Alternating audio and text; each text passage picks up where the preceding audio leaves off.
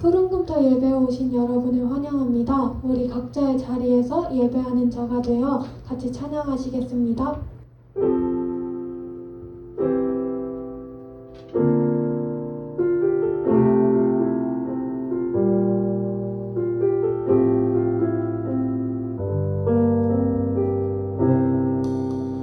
우리 모두 예배하는 자 되어 온전히 영과 진리로 주를 예배하자. 주가 우리와 함께 영원히 함께 하시고 마르지 않는 샘물로 우릴 채우시리라. 모두 예배하는 자 되어 온전히 영과 진리로 주를 예배하자.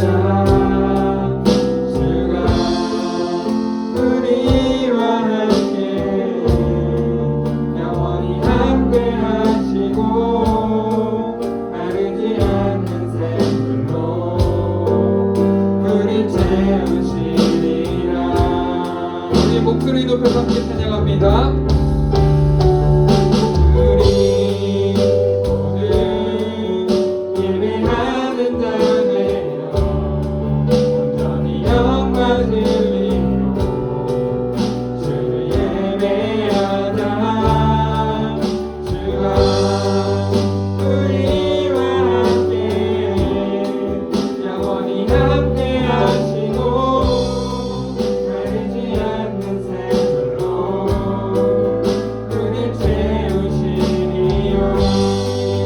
모두 예배하는 자 되어 온전히 영과 진리로 주를 예배하자. 주가 우리와 함께 영원히 함께 하시고 마르지 않는 샘물로 우릴 채우시리라.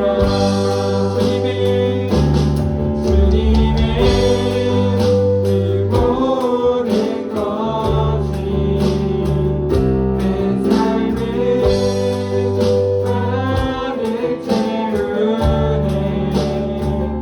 내 모든 갈증과 필요 주 사랑으로 만족시키니 부족함 없네. 내가 원하는 모든 것 구하라.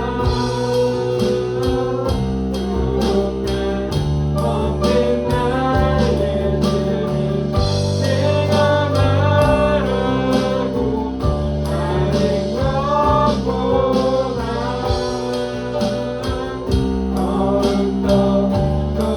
놀라우신 주님의 그 모든 것이 내 삶을 가득 채우네. 내 모든 갈증과 필요 그 사랑으로 만족시키니 주님의 그 모든 것이 내 삶을 가득 채우네. 내 모든 갈증과 필요 그 사랑으로 만족시키니 부족함 없네.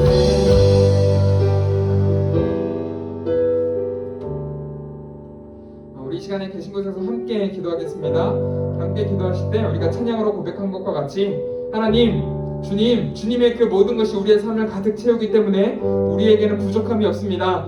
그래서 내가 주님을 예배합니다. 우리 이 마음 가지고 오늘 예배를 위해서 함께 기도하도록 하겠습니다. 함께 기도하겠습니다.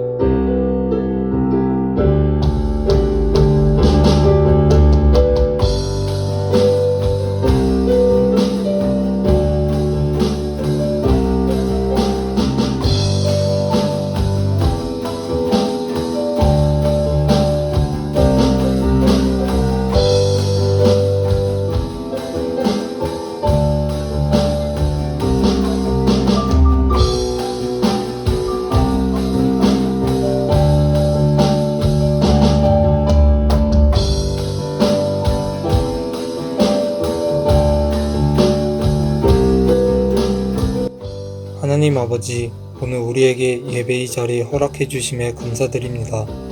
비록 영상으로 예배드리지만 경건한 마음으로 예배드리는 저희가 되도록 해주시옵소서. 또 말씀을 전해주실 목사님께 귀한 은혜 허락해 주시옵소서. 하나님 아버지, 코로나 바이러스로 인해 모든 학년들이 교회에 모여 예배드린 지 약 3달이라는 시간이 흘렀습니다. 하루빨리 코로나 바이러스가 잠잠해져 모든 학생들이 웃는 얼굴로 교회에 모여 예배드릴 수 있도록 해주시옵소서. 이 어려운 상황 속에서 우리의 마음 지켜주실 예수 그리스도의 이름으로 기도드렸습니다. 아멘.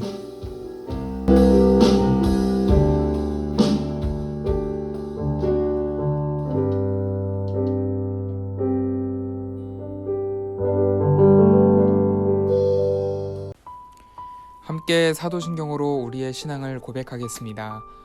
나는 전능하신 아버지 하나님 천지의 창조주를 믿습니다. 나는 그의 유일하신 아들 우리 주 예수 그리스도를 믿습니다. 그는 성령으로 잉태되어 동정녀 마리아에게서 나시고 본디오 빌라도에게 고난을 받아 십자가에 못 박혀 죽으시고 장사된 지 사흘 만에 죽은 자 가운데서 다시 살아나셨으며 하늘에 오르시어 전능하신 아버지 하나님 우편에 앉아 계시다가 거기로부터 살아있는 자와 죽은 자를 심판하러 오십니다. 나는 성령을 믿으며 거룩한 공교회와 성도의 교제와 죄를 용서받는 것과 몸의 부활과 영생을 믿습니다. 아멘.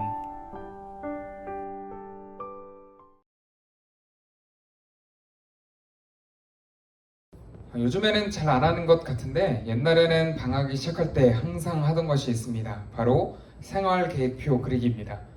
여러분의 생활계획표는 어땠나요? 요즘은 생활계획표라는 말보다는 플래너라고 해서 아예 전문적으로 스케줄을 관리해주는 학원이나 과외도 있다고 합니다. 심지어 내신 관리를 위해서 부모를 위한 플래너도 있다고 하더라고요. 조금 과하다고 생각할 수도 있지만 어쨌든 무슨 일을 할 때 계획을 세우는 것은 굉장히 중요합니다. 이쯤에서 한 가지 질문이 떠오르는데요. 그러면 예수님도 계획을 가지고 사역을 하셨을까요? 예수님은 제자들을 가르치실 때 어떻게 하셨을까요? 예수님은 제자들에게 어떤 교재나 커리큘럼을 배부하지 않으셨습니다. 그리고 각 사람에게 자신을 따라라 라고 하셨습니다.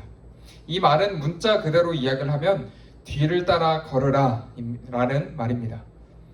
당시 이스라엘에서 제자가 스승에게 배우는 유명한 방식이 있다고 하는데요. 바로 그거는 그의 흙먼지를 뒤집어 써야 한다라는 것이었습니다. 스승이 이 마을 저 마을을 돌아다니며 가르치실 때 아주 바짝 그를 쫓아다니면서 먼지를 뒤집어 쓰는 정도가 되어야 한다라는 것이죠.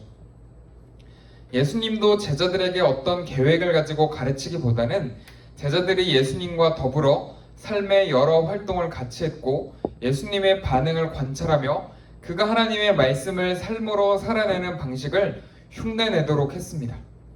예수님을 믿는 우리 또한 이 모습으로 예수님을 믿어야 하지 않을까요? 그래서 10월, 11월은 이 주제를 가지고 말씀을 나누고자 합니다. 예수님을 믿는 방식은 그럴싸하게 예배 드리는 그런 것이 아니라 예수님의 뒤를 따라 걸어보자 라는 것이죠.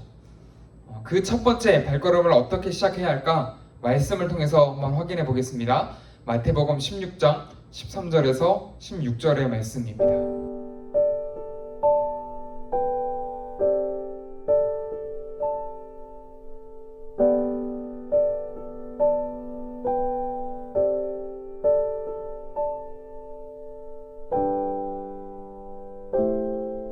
오늘 예수님께서 가이사랴 빌립보라고 하는 지역을 지나가시다가 제자들에게 질문을 하셨습니다. 제자들은 나름의 근거와 소문을 가지고 대답했죠. 누구는 세례 요한이라고 하고 엘리야, 예레미야라고 대답했습니다. 아마도 이런 대답은 예수님에 대해 정확히 모르는 것 같습니다. 이에 예수님께서 다시 질문을 하십니다. 그리고 베드로가 확신에 차서 대답을 합니다. 오늘은 예수님이 왜 이런 질문을 하셨을까? 그 의도에 대해서 생각을 해보고자 합니다. 그게 우리의 첫 번째 발걸음과 연결이 될 것 같습니다. 예수님께서 왜 제자들에게 이런 질문을 하셨을까요? 예수님께서는 사람들의 시선을 의식하는 분이셨을까요? 누군가 나를 알아주기를 바라는 마음에서 그러셨을까요? 예수님은 우리처럼 그렇게 사람들의 관심과 칭찬을 좋아해서 그런 질문을 하신 것 같지는 않습니다. 그럼 다시 예수님이 어디서 질문하셨는지 기억하시나요? 가이사랴 빌립보, 혹은 성경에는 빌립보 가이사랴라고 이야기를 하죠. 성경은 한 글자도 그냥 기록한 말씀이 없습니다. 그렇다면 왜 가이사랴 빌립보 지역에 도착했다고 기록했을까요? 아마도 이 예수님의 질문의 의도와 이 지역과 어떤 연관성이 있지 않을까요? 당시 이스라엘은 로마 제국의 지배를 받고 있었습니다. 로마는 이 지역을 효과적으로 다스리기 위해서 그 지역마다 왕을 세웠는데 빌립이라고 하는 왕이 로마 황제의 은혜를 입어 이 지역의 왕이 되었습니다. 그는 로마 황제에게 감사하는 마음으로 이 지역에 도시를 세우는데 당시 로마 황제의 이름이 가이사였습니다. 그 황제 이름을 기리며 가이사랴 빌립보 혹은 빌립보 가이사랴라고 지었죠. 그런데 이 도시의 위치가 너무 좋았고 계획적으로 만들다 보니까 행정수도의 역할을 감당하게 되었다고 합니다. 행정수도의 역할을 한다라는 것은 그 나라의 실질적인 모든 일을 도맡아서 처리한다라는 뜻이었고, 다시 말해서 모든 권력이 집중되는 곳입니다. 당연히 나라를 다스리는 높은 사람들이 모여들었던 곳이죠. 이 모습을 보는 많은 사람들이 자연스럽게 세상의 권력을 부러워하기 시작합니다. 또 이 가이사랴 빌립보 지역은 이스라엘의 북쪽의 커다란 산인 헬몬산과 인접한 지역입니다. 헬몬산에 이슬이 흘러와서 이곳 가이사랴 빌립보에 모이게 되죠. 그 이슬들이 모여서 다시 작은 개울을 이루는 것이 아니라 거대한 폭포와 강을 만들어냈습니다.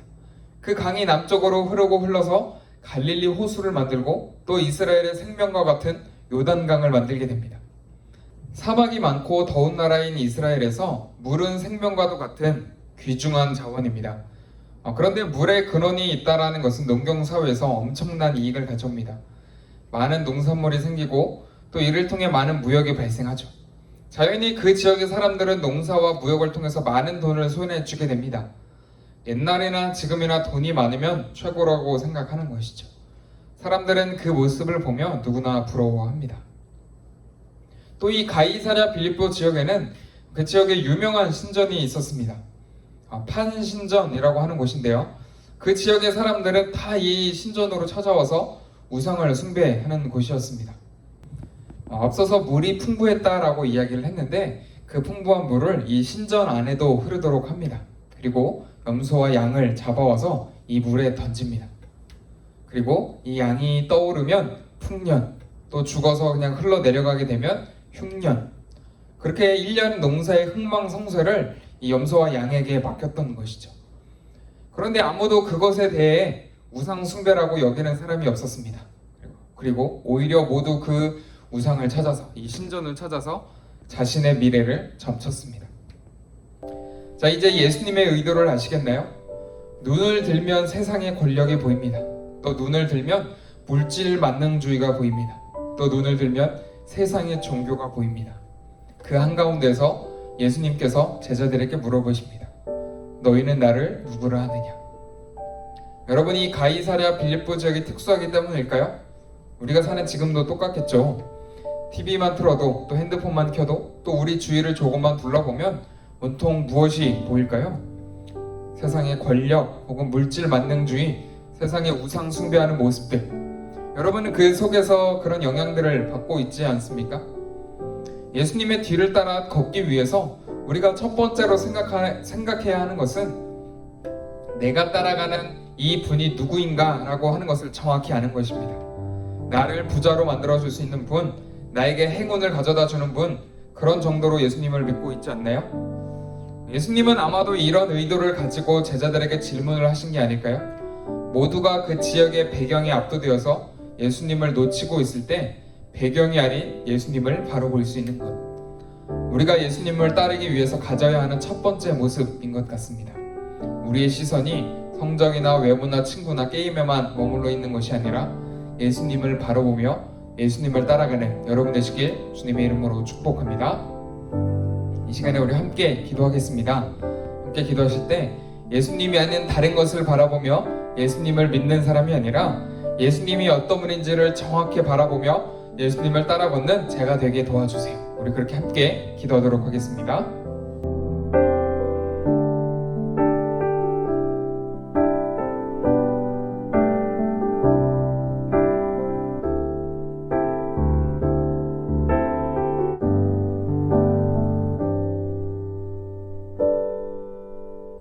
사랑의 주님, 이 당시의 모든 사람들은 가이사랴 빌립보 지역에 있던 모습들을 보며 예수님이 정확히 어떤 분인지를 알지 못하고 뜬구름 접듯이 예수님을 알고 그렇게 믿었던 모습을 보게 됩니다.